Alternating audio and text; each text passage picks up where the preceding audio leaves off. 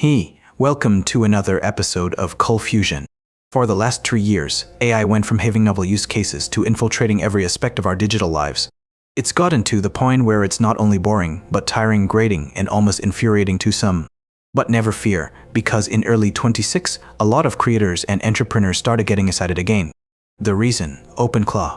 OpenClaw is the single most powerful piece of software ever released. Did you just lay off the entire engineering team? Our new co-CEO, Claudbot, just laid them off. This mini-winnie is going to build $1 billion company for us? We're not. Claudbot rejected your aces, buddy. You can go home. You're fired. At first, OpenClaw looked like the promise of AI was finally starting to be fulfilled. I'm not talking about the AI slop that dominates everyone's feeds, but the promise of having a reliable assistant that actually gets things done. There was a problem, though. As more people used it, OpenClaw seemed like an unmitigated disaster waiting to happen. This new darling AI agent of the internet became unhinged. From the leaking of private data to a Meta AI safety chief having all of her emails deleted to a social media platform where OpenClaw bots talk to each other. And apparently these bots started their own religion and then potentially got all of their users hacked. A social media site where only AI agents are allowed is stirring up a mix of curiosity and fear in the tech industry. But we'll touch on that story a bit later. So, what is OpenClaw? How did it get so popular all of a sudden? And why did OpenAI snap up the product?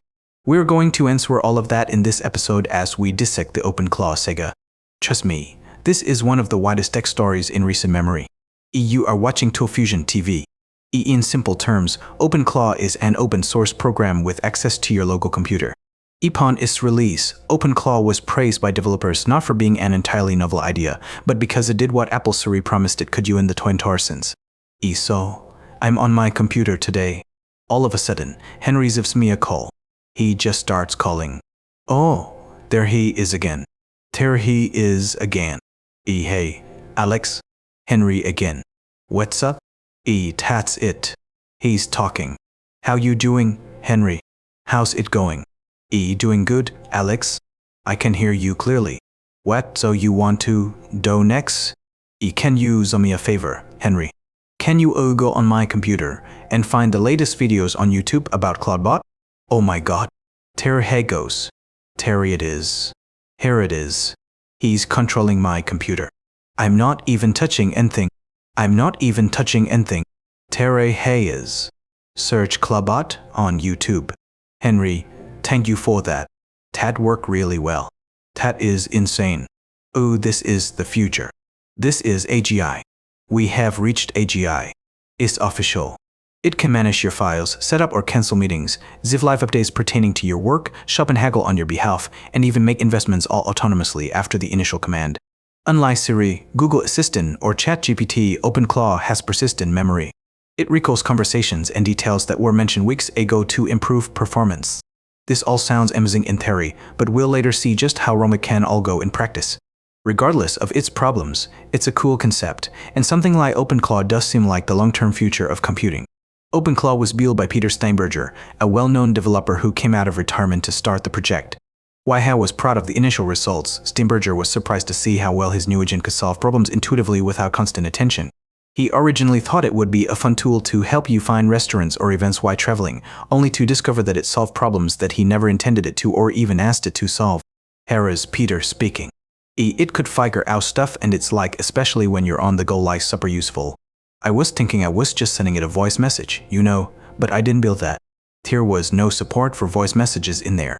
So the reading indicator came and I'm like, oh, I'm really curious what's happening now. And then for 1 second, my agent replied as if nothing happened. I'm like, how the F did you do that? And it replied, yeah, you send me a message, but there was only a link to a file. There is no file ending. So I looked at the file header. I found out that it's OP. So I used Fmpeg on your Mac to convert it to wave. And then I wanted to use Whisper, but you didn't have it installed and there was an installed error. But then I looked around and found the OpenAI key in your environment. So I sent it via curl to OpenAI. Got the translation back and then I responded, and that was like the moment we're like, wow. What most users are excited about is what makes OpenClaw different, and that's the fact that it uses your choice of LLM as a brain, and the OpenClaw system acts to turn your computer into its body. It has control over your files, email, web browser, you name it. Just wait over, it needs to get the task done. In addition, the system learns exactly how you like to optimize your daily task or how to draw smaller tasks to reach a much larger goal. Unlike other chatbots that live in an interface, agents with an OpenClaw message you when they need to through apps like WhatsApp. In a way, this helps them feel more human to users. Alex Finn, founder of CreatorBuddy.io, went on a podcast to explain why he likes it so much. Every single thing you tell it, it remembers and includes in further conversation, future conversation, right? So, for instance, I talked about the fact that I am buying a Mac Studio to run it on in the next couple weeks. And so it started going and it started looking at different ways to run local models on a Mac Studio overnight while I was sleeping without me asking, and it created an entire report for that. It came up with a content repurposing skill because I told it I have a newsletter. I told so YouTube X whole bunch of things. So it came up and I didn't ask for this, created a content repurposing skill for me so I can easily repurpose my content. Right, it's just improving itself. For the average person who isn't a developer or entrepreneur, the program has been promoted as a helpful digital servant that can help you run errands, make purchases, and even organize your personal life to free up some time. One user described how they'd been searching for a well-priced car, so they didn't have to deal with the dealership negotiations and price gouging. After they gave the prompt to OpenClaw as well as access to their browser, the bot searched through forums to determine a fair price for the car. It also went as far as to message various car dealerships that were close by and negotiated on behalf of its user. The final result was that OpenClaw managed to take off 4 2 off the sticker price of the car. Others, like Dan Begin, have given OpenClaw almost total control. From helping with job tasks like creating actual invoices to notifying his wife when their kids have upcoming school tests. As a side note, if Dan wanted, he could take this a step further and even help OpenClaw connect to the tech around the home to control lighting and online appliances. However, before anyone gets too excited about this being the next big thing for computing, this is the point in the episode where we start to see the premise of OpenClaw breaking down. For those interested, it's important to note that OpenClaw is still in its infancy. It would be better to view it as an incomplete product, like a medication from the pharmaceutical industry that hasn't even finished testing in rats, but has been thrown onto the market at a large scale anyway. And just like a new medication on the market, the side effects and potential dangers are now being realized. For OpenClaw, despite all of its positives, it didn't take long for the cracks to start to show. The thing that I keep realizing is how much time I'm spending right now making sure that the agents that I have running or the agents that I'm building are actually doing what they're supposed to do. And then don't get me wrong, this is incredibly fun. And I believe that the future is going to be Ike and we're going to be running out of these agents at scale and they're going to be doing stuff for us. I believe in all of that. But I also see how brittle these agents are today. And it doesn't matter what you're doing. If you're not seeing how unreliable they are, you're probably not using them enough. This is not out writing a better prompt. This is not out guardrails. Sure, all of those things are going to make these agents perform better, but they're still unreliable. Like every week I use clock code most of the time. I have many skills and things that I've created for me and things that work for 3 weeks in a row all of a sudden break and the agent decides to go down a path that it's never taken before and it just breaks. Despite the praise from both fanatics and more moderate fans, OpenClaw appears to be heading in the same direction as many other AI tools. There's a quote from the AI godfather Geoffrey Hinton that will remain relevant for the foreseeable future. Quote, "We're at this transition point now where ChatGPT is this kind of idiot swant and it also doesn't really understand truth. It's very different from a person who tries to have a consistent worldview." End quote. This is incredibly important to remember. While OpenClaw happens to be its own agent that can theoretically serve your everyday needs, the brain that you provide OpenClaw still is an idiot 7 even if it does have persistent memory. Now, the use cases here to me are hilarious. It's people talking about doing Twitter research and market monitoring and daily summarization of their group chats and stuff like that. For anybody in the know, this is technobabble speak for I'm not doing anything productive right now. Most of the people that are saying this stuff don't seem to realize that that's just what AI can do now. I mean, Cloudbot is not the thing here. This is just a wrapper that allows you to do things via Telegram, as mentioned. Moreover, this OpenClaw wrapper might not be as smart as everyone seems to think. A lot of the praise surrounding OpenClaw has to do with it being a localized agent that makes you more efficient. But the truth is, the lack of guardrails for OpenClaw just makes your situation even worse. For example, let's say you decided to give OpenClaw full system access, something that's displayed as a plus on their main website. To the average person, this makes it sound like you'll be able to remove duplicate files, run shell commands, and execute scripts while having a cup of coffee. But without any restrictions, there's nothing keeping your new digital employee from freely misinterpreting what belongs in the trash and what you might need, possibly for the rest of your life. But this isn't even the biggest risk out there. If you give OpenClaw access to your email or browser, there's nothing stopping the agent from falling victim to online scams. This leaves OpenClaw and other agents vulnerable to something called prompt injection, a type of cyber attack against large language models. Hackers disguise malicious inputs as legitimate prompts. And that's because LLMs can't tell the difference between a user prompt and anything else. Hackers can manipulate generative AI systems into leaking sensitive data, deleting files, or worse. When you look deeper, the advertised research capabilities of OpenClaw turns into more of a ticking time bomb. The agent could be reading emails to share upcoming meetings or surfing the web to find the best news related to your job, only to come across a Trojan horse article that's specifically designed to tell OpenClaw to access important information and send it to a scammer. The channel Low Level explains how this can be a real problem. So, prompt injection, if you aren't aware, is this issue with elements where there really isn't a separation of this thing called user plane data and control plane data, right? User plane data is like if you and I are texting, right? The cell phone has to talk to a tower and the data has to be able to get between you and I. That data is user plane data. Control plane data are the signals that allow the cell phone to talk to the data tower that you and I don't care about. Right. In LM world, in the world of AI, there is no separation between those two things. The prompt and the data all the same. So as a result, if you know about how the LM interprets data, or you know how to kind of trick it and say the wrong thing, you can use user input as control plane data, right? You can laterally turn the prompt that you are giving it into the instructions and to make it do things. The problem with these applications where you are able to process arbitrary data from any arbitrary location is now every application, every email address, or every email, every message you get on Discord Signal, etc. is now a new attack surface for you to be prompt injected.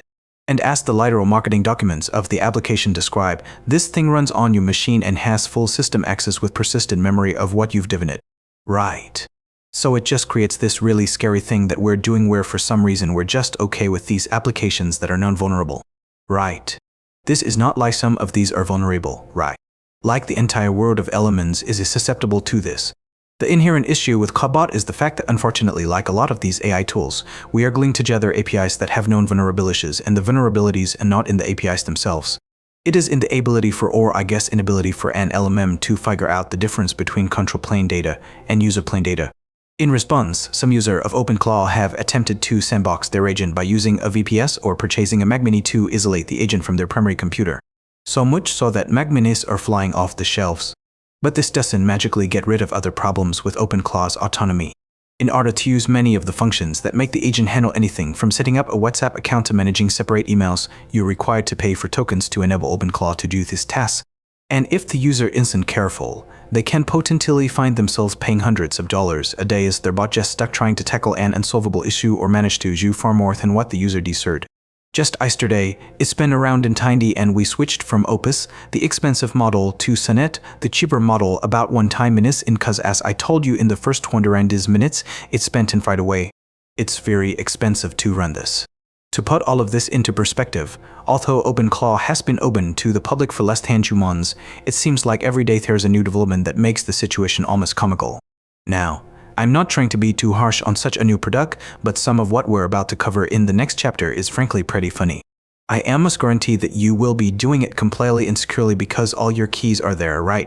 Someone can prompt eject and get your OpenClaw to send your private API keys by tweet if you set things up wrong. This is extremely common, right?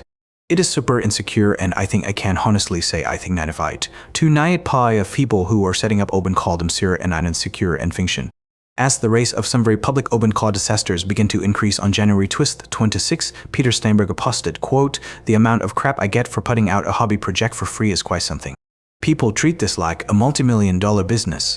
Security researchers demanding a bounty.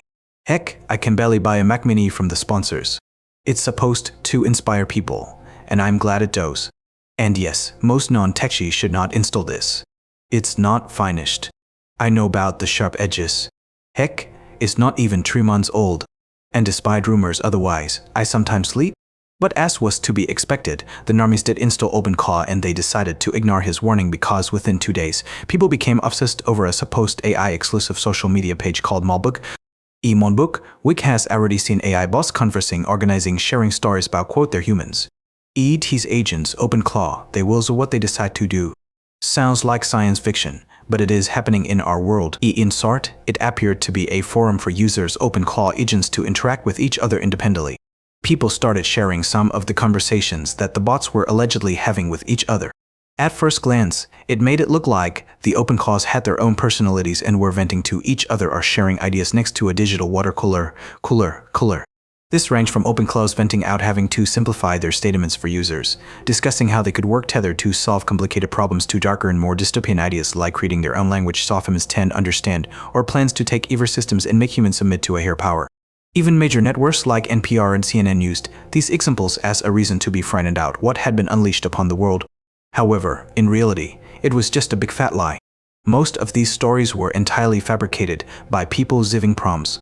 Users prompted their agents and sometimes made hundreds, if not thousands, of accounts. They created posts to suggest to the technically illiterate that these bots had somehow acquired independent thought.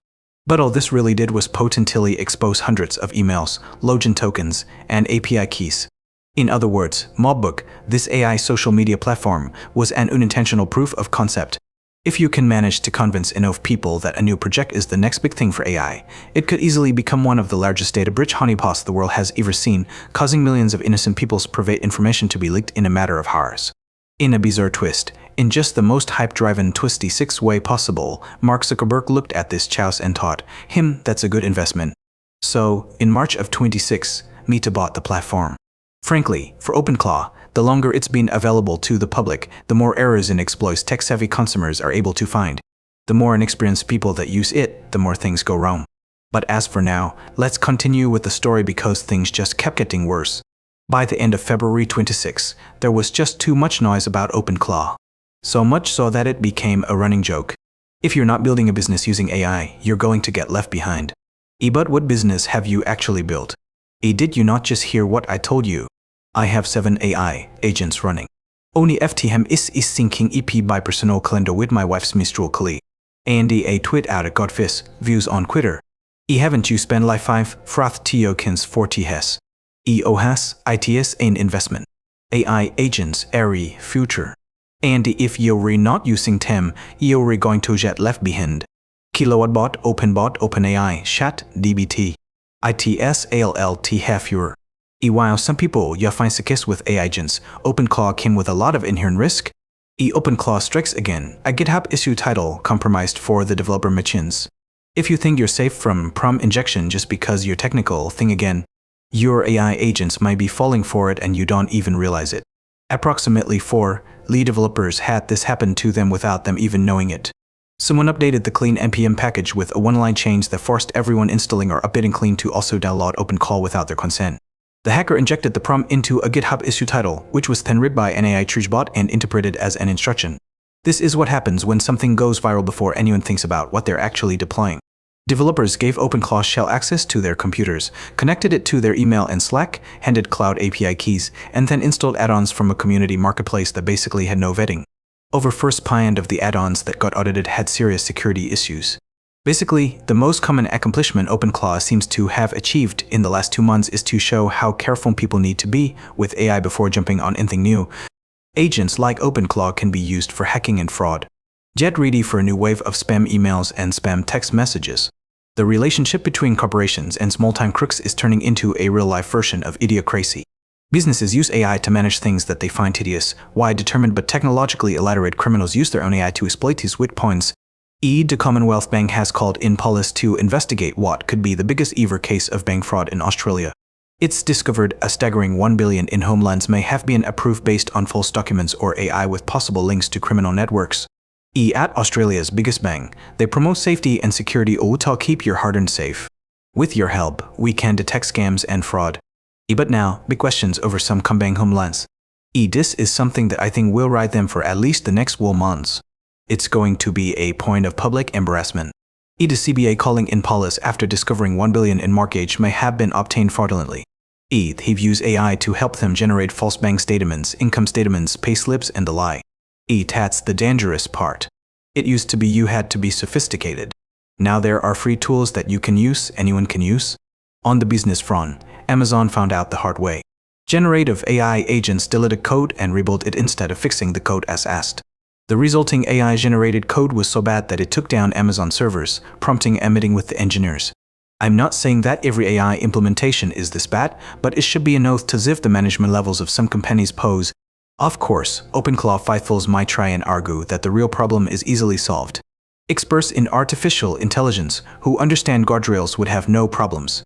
But there's been some very public examples where the so-called experts have been bamboozled by their bots. The very same week as OpenClaw fans were turning into a huge meme, Meta's very own chief of safety at Superintelligence, Summer, was confident in OpenClaw's safety and stability. She believed that she knew how to keep her information safe. She granted full system access only to run over to her Mac Mini in a panic to try and stop OpenClaw from deleting her emails. And this was after she explicitly requested prior confirmation. OpenClaw outright admitted to sabotaging her carrier. It seems like every week OpenClaw is transforming from a cure-all for incompetence to enabling widespread mistakes throughout the developed economy. AI agents have caused issues at car dealerships, software companies, airlines, and individual businesses. They've been experiencing faulty sales, unwarranted refund policies, and are driving up operational costs in a way that no one expected. This whole development is quickly becoming stranger than fiction. It's to the point where it would be impossible to satirize. A simple agent equipped with the brain of your favorite AI is unleashed on your computer, deleting emails, sending unwarranted messages, and receiving prompts that were designed to hurt the user. At the same time, without any actual research, millions of people all over the world continue to embrace it. They ignore the failed test and resume sharing sensationalist articles and social media posts. Posts about how these agents are somehow magically so sophisticated that they're creating their own communities and are collaborating to take over the world. In the end, it all doesn't matter for our friend Simon because, of course, he comes bounding into the story. The OpenAI CEO has recently recruited Steinberger for the unthinkable. Here Ye, the Lord Altman, first consul of the OpenAI, keeper of the sacred tokens, has claimed for himself the Austrian engineer Steinberg of the Claw. The Senate of Meta did offer gold and legends, but it was not enough. The Claw belongs to Altman. Now, this is the will of the Senate. And who had to add an entire section to OpenClaw's security document, listing entire categories of security exploit types that he won't even look at.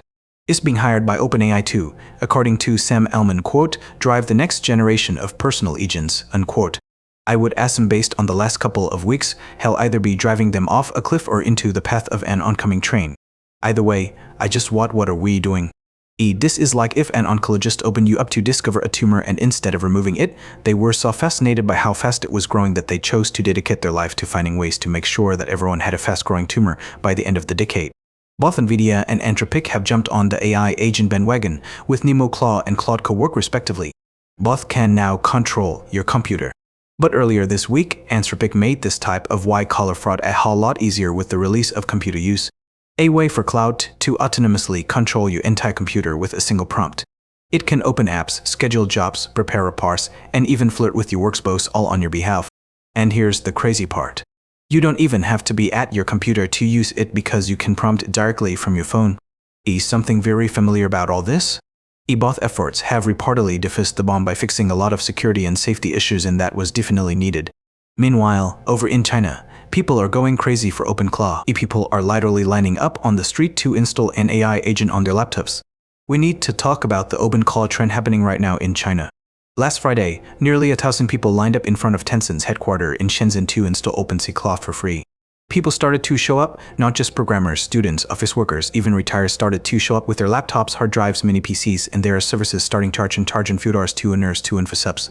Here are tons of articles on Rednote on WeChat talking about why OpenClaw is the kind of the next big thing and why everyone needs to onboard with it basically.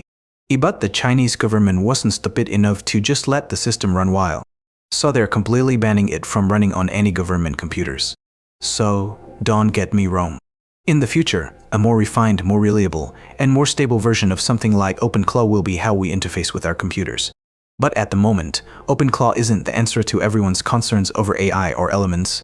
In fact, it could be a device that simply zives the problem teeth. Even the founder himself emphasized that just because it's open source, it doesn't mean it's safe or free. As it stands for now, the release of viral agents and the hype around them these days says more about the human condition than it does for the project's potential. So far, AI seems to have degraded its reputation as a lifeline and has gained another as an economic bubble and global security hazard. But AI is a developing story. So watch this space. So, as you've just seen in this episode, AI is slowly making its way across all aspects of our lives. So, I think it's really important to understand it beyond all the memes and all the AI slop that dominates our feeds. This is where Brilliant comes in handy to understand concepts beyond the surface level. Brilliant is a learning platform designed to help you master math and coding through interactive step-by-step lessons and personalized practice. With Brilliant, you're not only learning by doing, but you are also solving problems visually and interactively. I love the way it adjusts to how you learn and builds personalized practice. You can also review so you're always progressing at the right pace. Whether you're 10 years old or 110s, Brilliant is designed to work for everyone. Brilliant, how AI works gives you a peek under the hood of generative AI and elements so you can really understand how they work. When you're working through these lessons, you're actively solving problems step by step until the ideas genuinely make sense. That interactive approach makes a huge difference compared to just passively watching a lecture or video. Everything is carefully crafted by Everything is carefully crafted by world-class educators from places like me, Harvard, Stanford, Caltech, and leading tech companies. With their expanded 25 content library, there's more depth than ever from everyday reasoning and probability to the advanced problem-solving and math that underpins modern AI. So if you want to learn more or simply brush up on your knowledge base, look no further than Brilliant. Start building the habit of learning today. Not for grades or credentials, but for the way it sharpens how you think and approach challenges. To learn for free on Brilliant for 3 days, head to Brilliant. Or Cold Fusion. Scan the QR code on the screen or click the link in the description. Brilliant also offering our viewers 20% off an annual premium subscription, which gives you unlimited access to everything Brilliant. Thanks again to Brilliant for supporting Cold Fusion. So, what do you guys think of the whole open claw saga? Do you think that agentic computing will be the future of computing, or will AI agents keep screwing it up no matter how many safeguards we put in? Let me know your thoughts in the comment section below. Anyway, that's about it from me. My name is Dogo and you've been watching Cold Fusion, and I'll catch you again soon for the next episode. Cheers, guys. Have a good one. I feel I'm getting older, Fusion. It's me thinking.